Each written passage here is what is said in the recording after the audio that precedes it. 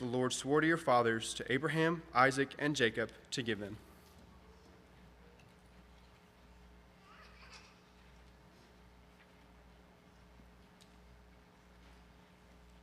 Every day and every moment of every day, we are making decisions.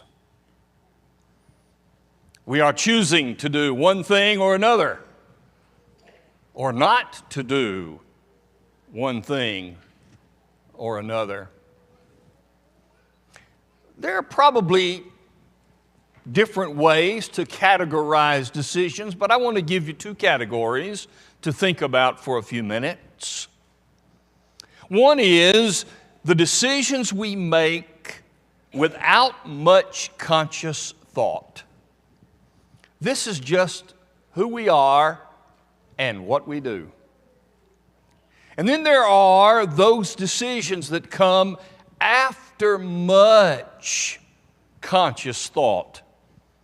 It takes a lot of time and energy, and it's the more difficult of the decision making. I want to think about those two today as we continue noticing moments like these. The point of this theme for the year has been for us to remember that in every moment of life, God is there. In every moment that we encounter, we have an opportunity to encounter God. It is a moment for us. And there are all kinds of moments. Certainly we can't, in our time, consider every single moment this year, but we can certainly consider a few, and one of those is our moments of decision. Let's begin with those moments of decision that happen without much conscious thought. It's just what we do. It is, if you will, on the one hand, a habit. You just do it. There have been times, maybe in your life, I know they have been in mine, when I will sort of wake up and go, wait a minute, did I do that? Like driving. Did I stop at that traffic light or not? I don't remember passing so-and-so. I do it every day, but today I don't know that I did because we just do it. This is what we do. It becomes habitual. Now that can be a bad thing, because sometimes we just do things habitually without any conscious thought, and therefore there's a problem. But I'm talking not about habitual things. I'm talking about things that we decide to do without having to defend a lot, because this is what we believe. This is who we are as people of God. Our text in Deuteronomy 30 was Moses' challenge to the people of God about the things that they should not really give much conscious thought to, meaning this is who they are. They're people of God. Did you notice when he challenged them, God through Moses said, I've given you this. I've given you life and good. I've given you death and evil. Now, how long do you have to think about that? How long do you have to decide? Now, do I want to have life and things that are good, or do I want to have death and things that are evil? Let me think about that for a while. Not many. Now, these people certainly didn't need to think long. If you will recall, these are the people who were the next generation from the group, their ancestors, who had come to the promised land the first time and said, we're not going in. We can't win the war. We're not strong enough. And God said, fine. Just go back in the wilderness for 40 years. And you can wander around until everybody who came to this promised land and said, we're not going in, 20 years old and older, have passed away. The next generation can go in. This group should not have had to think very long, because all they had seen for their lives was people who had chosen death and evil, and they died in the wilderness. And now they stand the second time at the promised land that God had already given. And He said, now it's yours. You want life and good?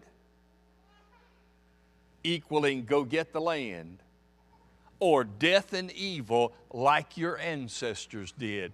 There's not much to think about, is there? We're doing it.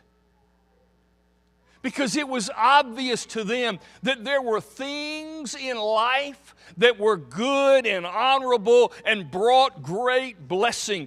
And there were things that brought harm and evil and terrible things into their lives. It's just like us. There are things we know that bring good. There are things we know that bring blessing. And there are things we know that bring cursing. Not much thought. We want the good and the life. Well, here's the question. Without much real conscious thought, who we are, our convictions, our principles, this is who we are. How will that affect Sunday morning when there's a time scheduled to worship in an assembly of God's people? Do I have to think about that? Do you have to get up in the morning and have a family vote that says, are we going or not? How about Sunday night or Wednesday night or other times when we have to decide after much conscious thought which would be better and which is not quite as good? How about in our time of worship? Without much conscious thought, do you just sing? I'm not saying don't concentrate on the singing. I'm saying, okay, everybody's singing. Am I going to sing today or not? Am I going to pray while prayer is being offered? Am I going to listen while the Word of God is being delivered? Am I going to be one who participates in giving? I want to have some thought about that for a while. I don't think I want to, maybe. Which is life and good? Which is death and evil? What about being a Bible student during the week, not just when we're assembled? What about living Christian principles when I'm on the job, not just when I'm around Christian people who might see me? We could spend hours upon hours asking the question, who am I? Without much conscious thought. In other words, these are my principles, these are my values, and this is how I'm going to be, and I don't have to get up at every single time and say, will I or will I not? Because I already made that choice. I hope nobody gets up every day and says, do I still want to be married? I made that decision. That's how it's going to be. I hope nobody gets up every day and says, do I want to be God's child today or not? Without much conscious thought. That's who we are. And that's who we should be. But in the second place, there are those things that we have to make decisions, and they are not things that can be done without a lot of conscious thought. I need to consider these things. This is one way that I think we can interpret what James is saying in James chapter 1. My brethren, count it all joy when you fall into various trials, knowing that the testing of your faith produces patience. But let patience have its perfect work and be complete, that you may be complete and perfect, lacking nothing. If any of you lacks wisdom, let him ask of God, who gives to all liberally and without reproach. It will be given to him, but let him ask in faith, without doubting. For he who doubts is like a wave of the sea driven by the wind and tossed. Let not that man think he will receive anything from the Lord, for he is double-minded and unstable in all his ways. We look at this passage and we think, this is about difficult trials in life, and we agonize. You know, the decisions that we have to make after clear, consistent, deep thought all come, it seems, at a time of trial.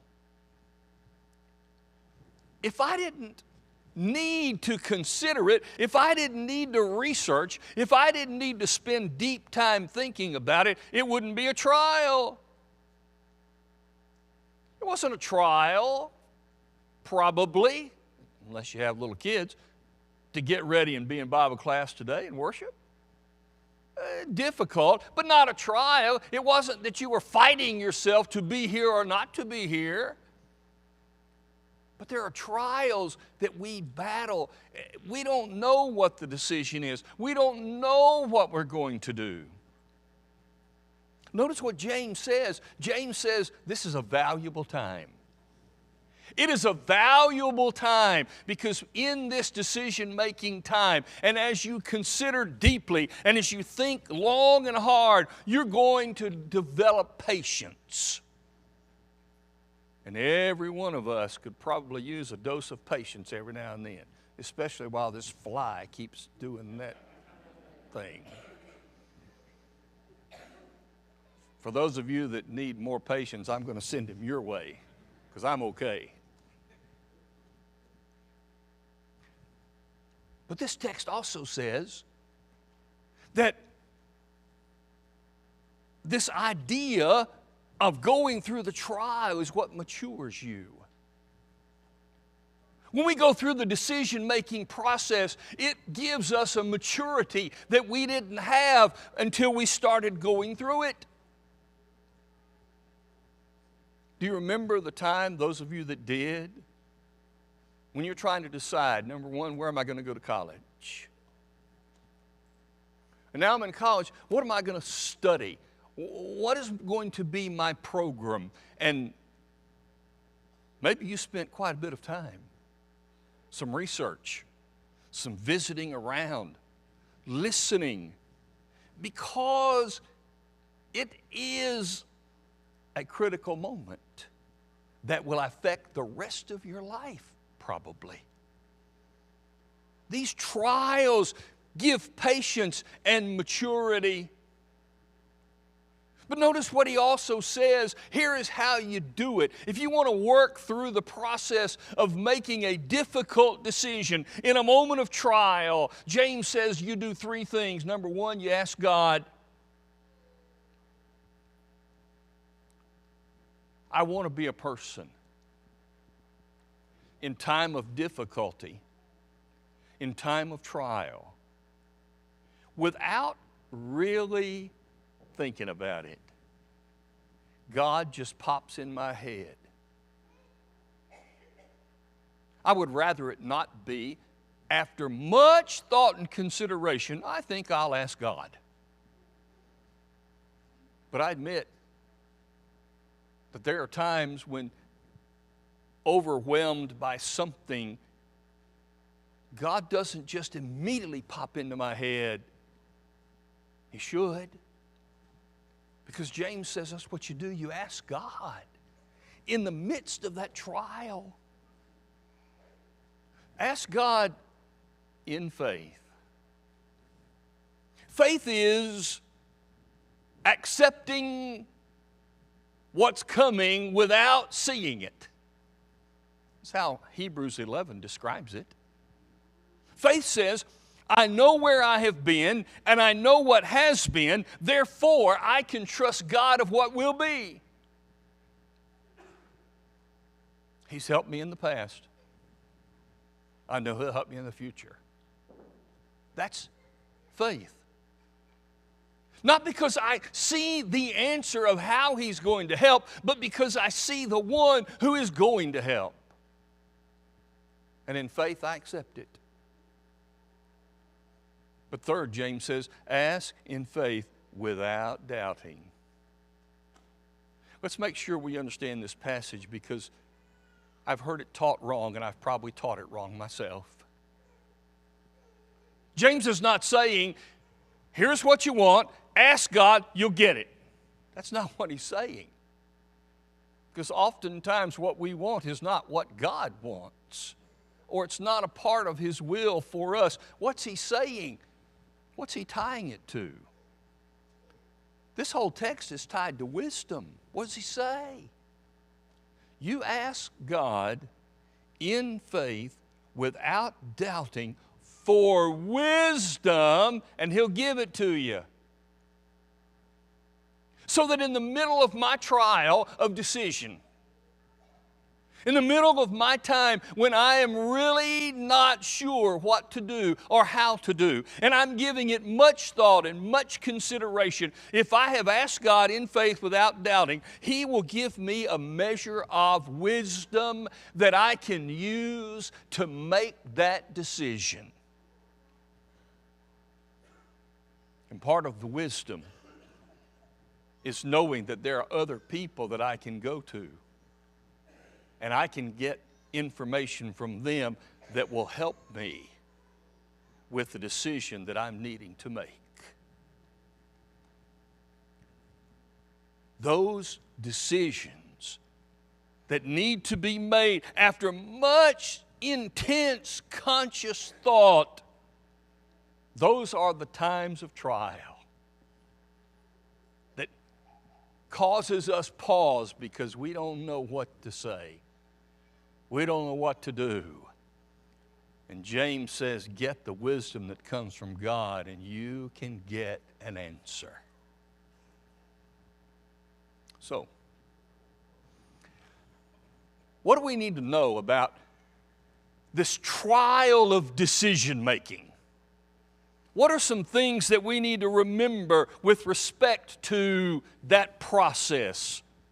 Let me give you these few. Number one, it is not always the case that there's only one decision to be made in that trial. If I am looking for there's only one decision and any other decision is going to be wrong, I'm going to put undue pressure and stress on me that doesn't need to be there. That's part of what the wisdom will do. The wisdom will help me to see that there might be better decisions, but they're not necessarily only one decision. If I'm looking for one decision, maybe I'm not going to find it. But if I'm willing to accept that there might be more than one answer that I'm looking for, the decision-making process might be much easier. Number two, after having involved God for the wisdom and you make a decision, be decisive. Go for it. Not because you know you're always right, but because you've been through the process properly. And in that process, with the wisdom of God, this is the decision you've made. So go for it. But when you find out in going for it that you're wrong, be willing to say, I'll start over. When God gives us wisdom in those moments of trial, He is not guaranteeing us that we're always going to make the right choice or make the right decision. Therefore, be willing to say, I made a mistake, and I'm going to back up, start over. And then number 4, don't allow that poor decision, don't allow that decision that you were wrong to make you decision shy. I'm not going to make another decision the rest of my life because I failed one time. And I'm just going to do what somebody else tells me to do, or I'm going to do nothing. Well, that's not the way to live. I don't want to be decision shy. Number 5, there are going to be consequences to every decision I make. And I need to be mature enough to say, I'm going to take those consequences. There will be great consequences for great decisions, and there will be some poor consequences for the decisions that I make that are not as good. But I have to make decisions. I can't just float, like James said, letting the winds and the waves of life toss me around. That's not counting on God. But finally, number 6, learn from the poor decisions. Learn. Ezra and I were talking last night about his trip to Germany and going to a concentration camp where they have left it like it was. And he showed me the pots and pans that had been taken from those people in the camp. He showed me the canisters of the gas that was used to kill those people. Why would you do that? Because those who don't know the past are destined to what? Repeat it. Learn from poor decisions. Can you imagine? Good people in Germany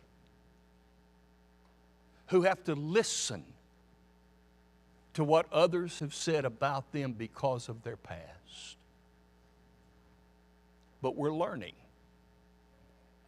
We make poor decisions.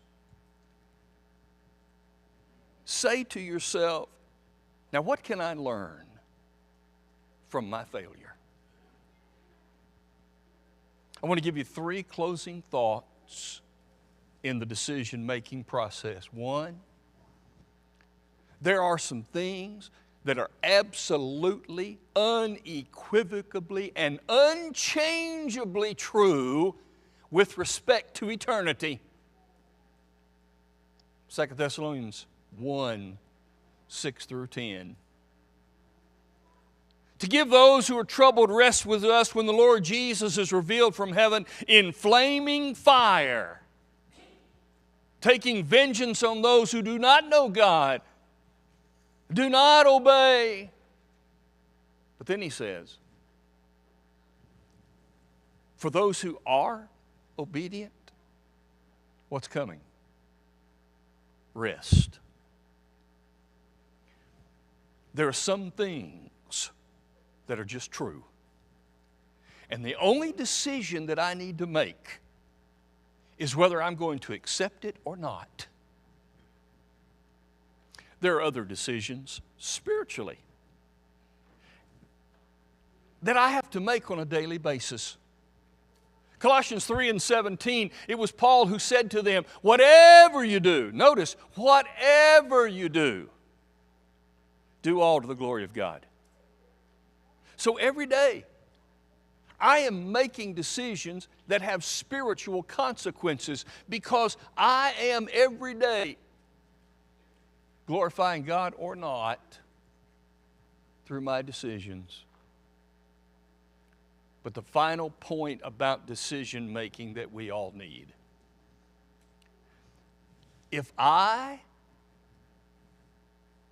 make my will, or if I make God's will my will, I will be in God's will. Colossians 1:3-4.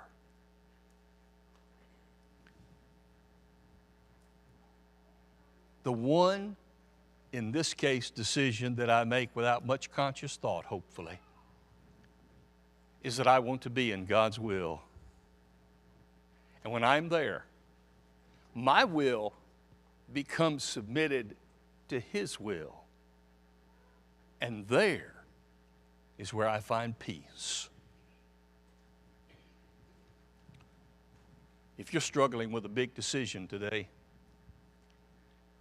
God is willing to help. And He's placed a lot of people right here that could be in your life to give you help and strength in that decision making.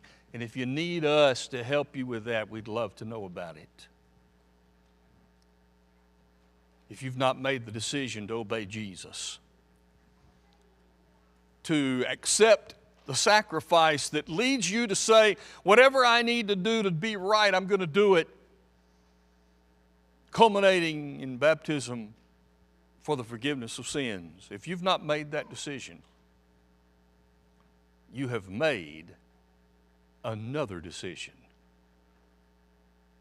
You've made the decision not at the moment to be saved.